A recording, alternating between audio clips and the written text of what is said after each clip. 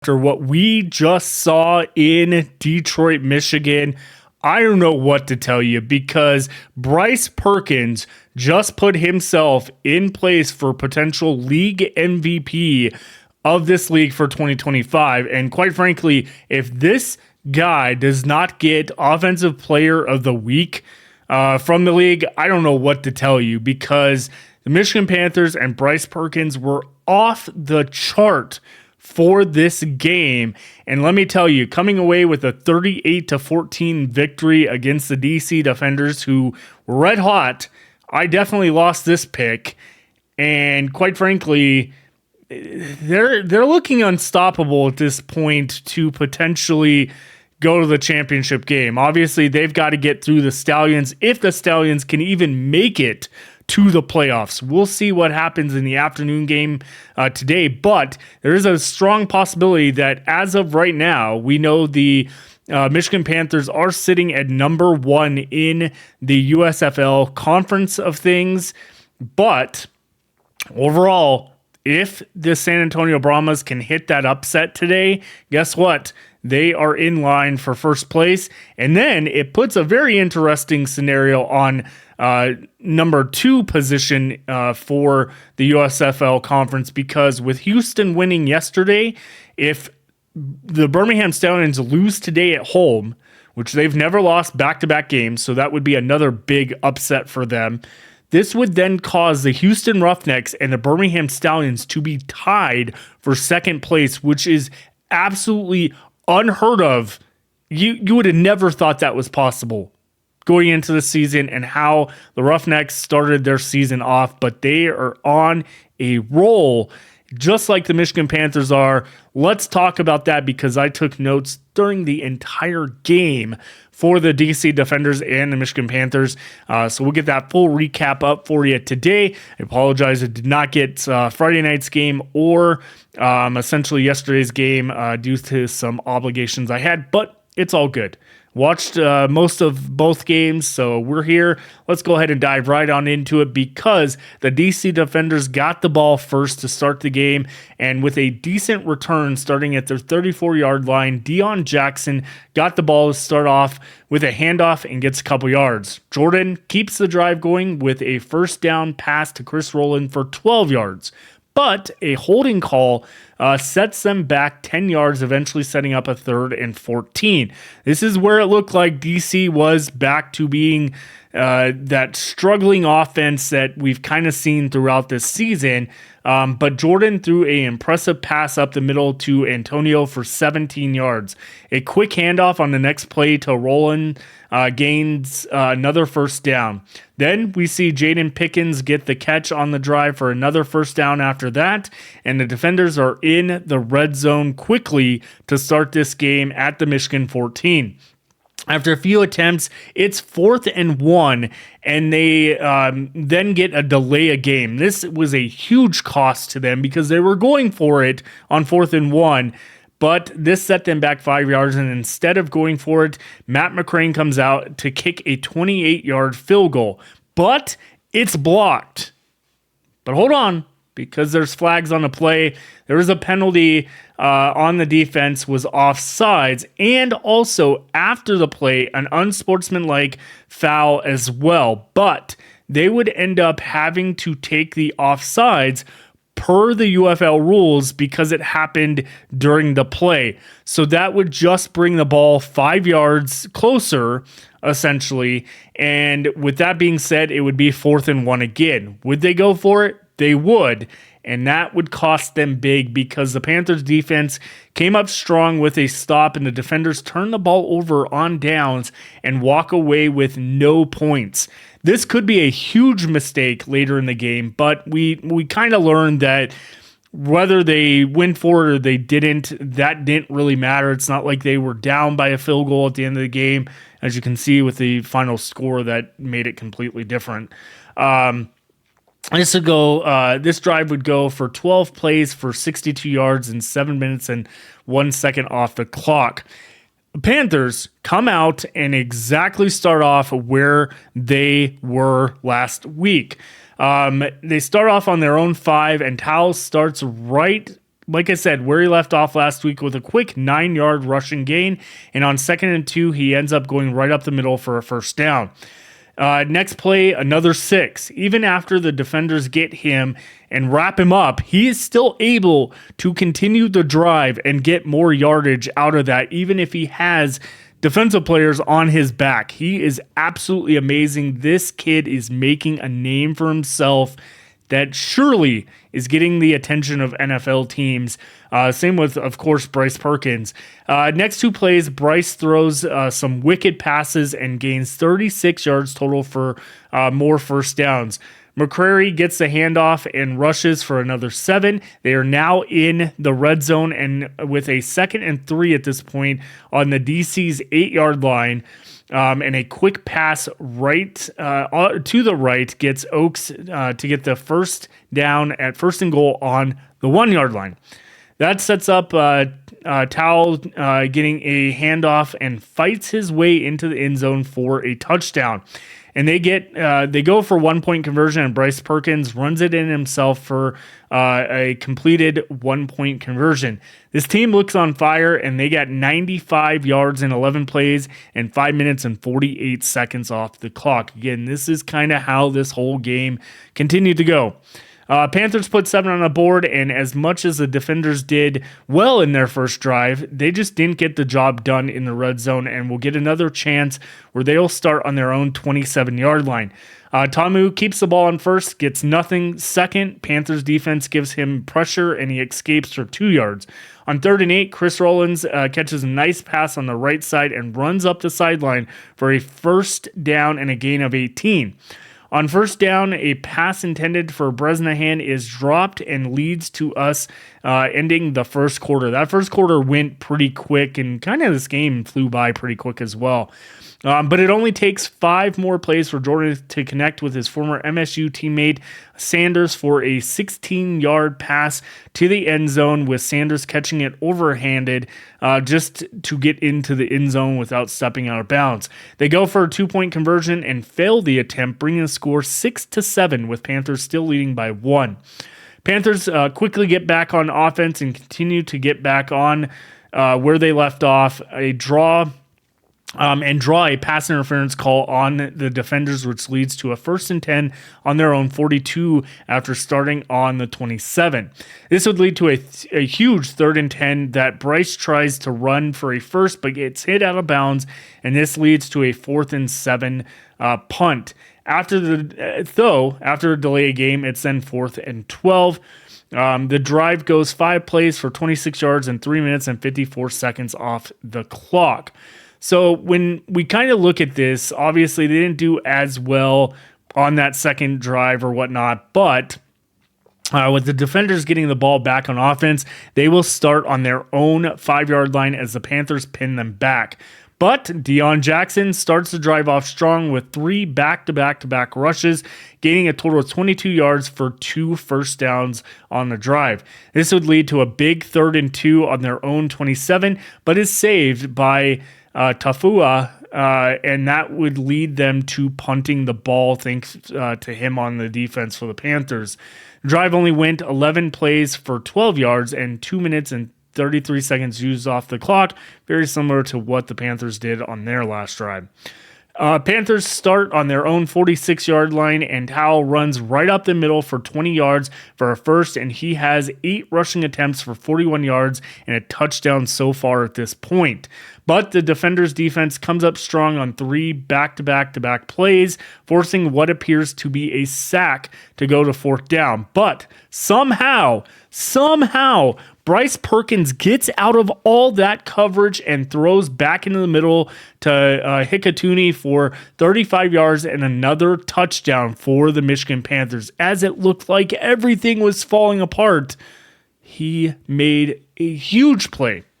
They go for a 1-point conversion on this one and get it, bringing the score to 14-6, with McCrary rushing in for the 1 point.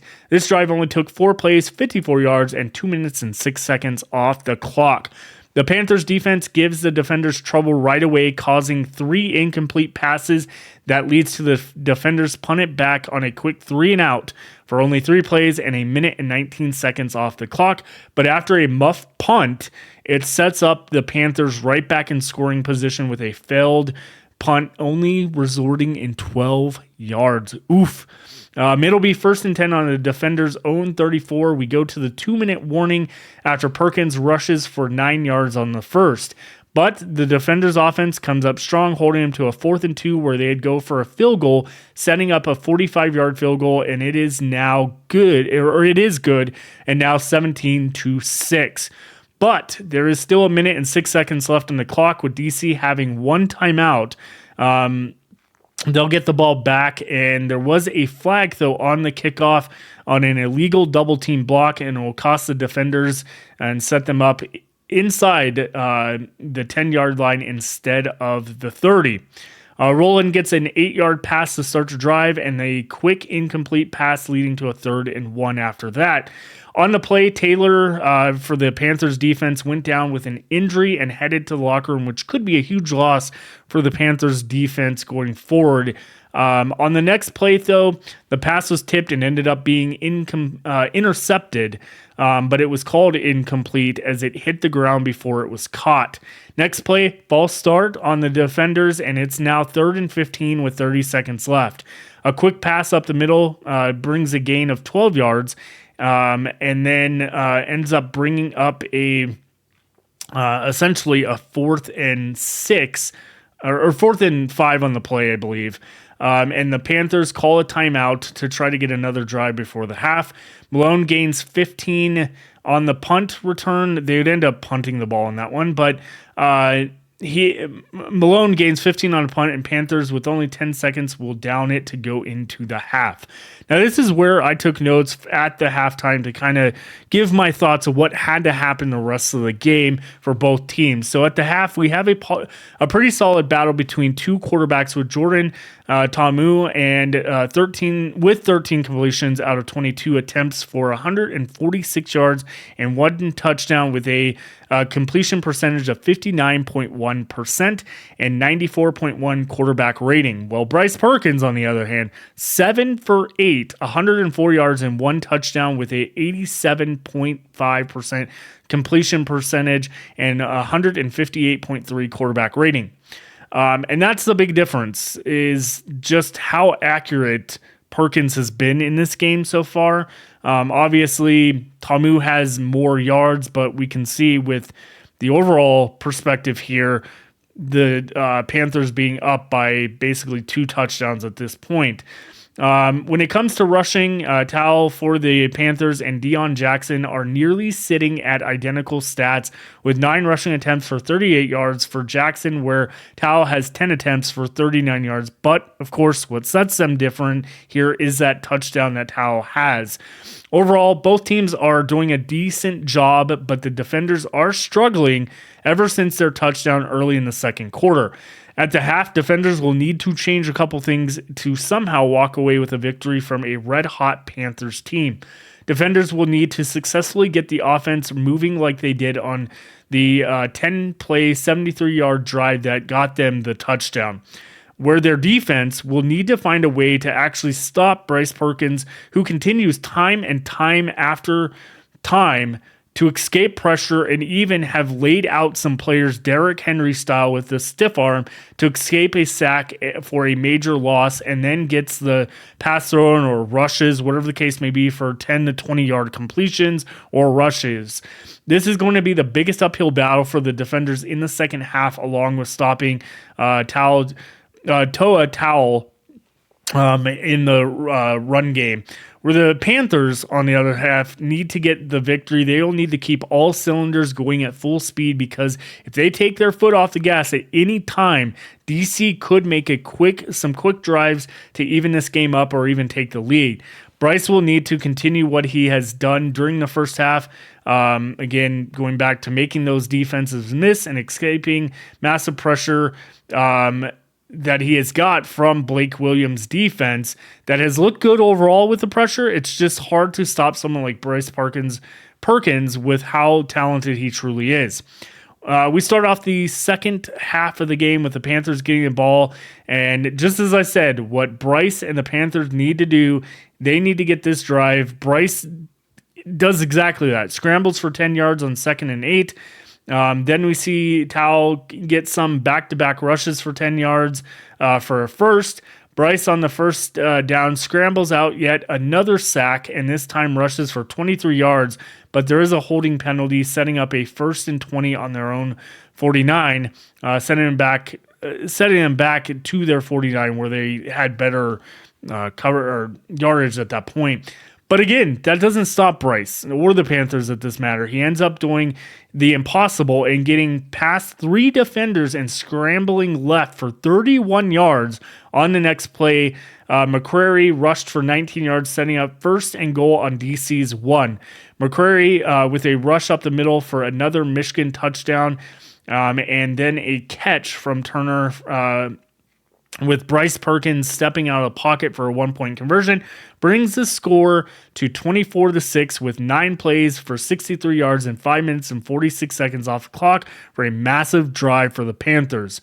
But it didn't take long for DC to answer with lightning strikes, because for 2 plays for 74 yards in 44 seconds, for Jordan Ta'amu, passes to Chris Rowland for a 65-yard touchdown, and they complete a 2-point conversion with Moore McKinney being the score closer, or bringing the score closer. 14-24. Defenders are now behind by just 10 points.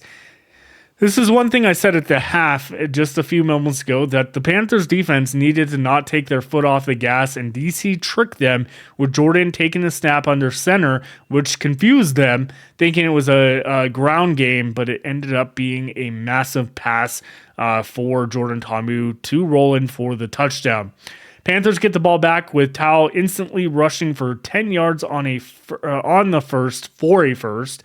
Mariner then gets his first pass of the day on the next 2 plays, driving for another first down. And then on the next play, Bryce Perkins throws from away of the pressure and gets into the red zone with a 34-yard pass to Oakes. Next play doesn't slow down for Towell, rushes him for another 10 yards and sets up 1st and goal again on DC's 2-yard line. Perkins then throws a quick touchdown pass to Moore for the touchdown, but there was a pass interference call on offense. This is where Mike Nolan came out, threw the challenge flag, or super challenge flag, and said that his receiver, number 17, had a pass interference call on him. If they won this challenge, that would basically even out the calls, and then there wouldn't be any penalty on it. But unfortunately for him, Mike Pereira stated that he saw a defensive holding on number 17, but not pass interference, so the challenge fails. It'll be 2nd and goal on the defender's 14, and a bad snap instantly has Perkins scrambling to get the ball, and he is sacked. And there is a 3rd and goal now from the 28-yard line. A quick pass brings up 4th and goal from the 26, and Potter misses a 36-yard field goal to the left. But let's not stop there. The defenders committed an unsportsmanlike conduct, and that'll give them a 1st and goal on the 3rd-yard line, setting up Michigan for a big opportunity. And on 2nd and goal, the Magic Man himself, as announcers are calling him, escapes some terrible tackling and rushes in for a touchdown for 5 yards.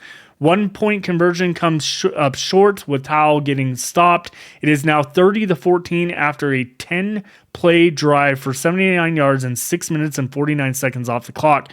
Defenders' defense really cost themselves 6 points on that penalty, as the field goal was kicked wide to the left, and that set up Panthers for the touchdown. Defenders get back on offense and start off strong with 2 first-down drives after a short pass up the middle from Jordan and Rowland, and then a rush from Abram Smith. But the defense for the Panthers comes up strong, leading to a 4th and 6 and a punt, which is what they really needed here to keep that 16-point lead as we head into the final 15 minutes of the game going into the 4th quarter. Panthers will start their next drive inside their own 30-yard line after the punt and look to wind the clock down as much as possible as they can. A short rush up the middle for 4 yards from McCrary, but a short pass dropped by Weidermeyer brings up 3rd and 6, which ends up being tipped and nearly intercepted. Defenders and Blake Williams' defense hold the Panthers to a 3-and-out in a much-needed stop. Defenders start their drive with a short run up the middle for Smith for 5 yards and then a pass to Sanders for the first. Panthers then stop the defenders on the next 3 plays to make them punt the ball back. This took up 5 plays for 16 yards and 2 minutes and 3 minutes off the clock, exactly opposite of what the defenders needed here. Panthers get the ball back on the defenders' own 41 with 10 minutes and 9 seconds left in the game. As Panthers attempt to take as much time off the clock rushing, they have faced a 3rd and 8, and Perkins gets a quick pass off to McCrary for 8 yards and a first down, continuing to run down the clock on this drive. Perkins then rushes to the right for 21 yards with 6 minutes and 48 seconds left on a running clock. Bryce steps back and throws a quick pass to Hikatuni for 20 yards, and then the next play, a handoff to Tao, who rushes for 21 yards and a 1st and goal by the next play. Tao fumbles on the carry though. And defenders run it back for a touchdown. But hold on, there is a flag called during the return. So most likely, depending on where the foul happened, who it was on, this could set the defenders up with about mid-field range. But it was then looked at and reviewed, and sure enough, Tao was touched on the helmet by a defender, which led him being down and the flag being picked up. So we lead on to the next play. Bryce got out of more coverage, and even with the ball being tipped on the line, Turner comes back in from the end zone, grabs the ball, and turns around and heads into the end zone for another touchdown. They go for a 2, and McCrary fights through defenders to get the conversion. It is now 38-14, and they are up by 24 points with 4 minutes and 29 seconds remaining. This team has fought and are becoming quite impressive team. The play went 9 plays for 77 yards and 5 minutes and 40 seconds off the clock for more than 8 points or more 8 more points on the board. Defenders come out. They don't really do much at all with this. And quite frankly, they ended up having to basically turn over the ball to the Michigan Panthers that set up Michigan to go into the victory formation to end this game. Again, the Panthers walk away with an excellent win here, and they are setting themselves up as a 4-2 team in first place in the USFL conference. The next game, the San Antonio Brahmas and the Birmingham Stallions starts in just minutes. I'll get this video up, and then we will see you back here later today for the recap of the Brahmas and Stallions. Let me know what you thought about this game. I thought overall it was absolutely amazing. I thought this progressed very well for the both teams. Jordan Ta'amu was 19 for 36, 259 yards and 2 touchdowns, 52.8 completion percentage, and 94.6 quarterback rating. Bryce Perkins, on the other hand, 13 for 18, 188 yards, 2 touchdowns, 72.2 completion percentage, and 142.8 quarterback rating. When it comes to Toa Tao, 19 rushing attempts for 94 yards, 1 touchdown, 21 being his longest. Bryce Perkins used his legs, 9 attempts for 76 yards, 1 touchdown. Nate McCrary, 9 rushing attempts for 44 yards, 1 touchdown. And then on the defenders' rushing side, there was just nothing there. 10 attempts for Jackson for only 47 yards. Jordan Ta'amu, 5 attempts for 17 yards. Abram Smith, nothing at all. 5 attempts for 11 yards. Not much out of them. DC Defenders receivers Chris Rowland and Brylan Sanders each get a touchdown. Rowland 9 completions for 144 yards, and Sanders 3 completions for 31 yards. Overall, receiving 19 completions for 259 yards for the Defenders, and 13 completions for 188 for the Panthers. Both of the receiving cores getting 2 touchdowns each for each team. So overall, great game. Look forward to what the Panthers can do, because quite frankly, their schedule coming up for them, I will put it this way. Next week is the Arlington Renegades, and on next Saturday. And I will tell you right now, if Arlington plays the way they have been, this will not even be a close game. The Panthers will definitely get that win. Then the Panthers play the Houston Roughnecks. That could be an interesting game, depending on how next week favors the Houston Roughnecks. This could be essentially, and also what the Stallions are doing, this could be a battle for first place, which is mind-blowing to think. Week 9, the Panthers play Birmingham again in Birmingham, which will be a very interesting game on May 24th. That could be for all. That literally could be the deciding factor of what happens for the USFL conference. And then in their final game, they will be back at home facing the Houston Roughnecks. Again, these are all huge scenarios going into playoffs with these 3 teams that battle it out over the next couple weeks. We'll see what happens there. But we'll see you on the flip side for the next recap. Have a great one, everyone. Thank you.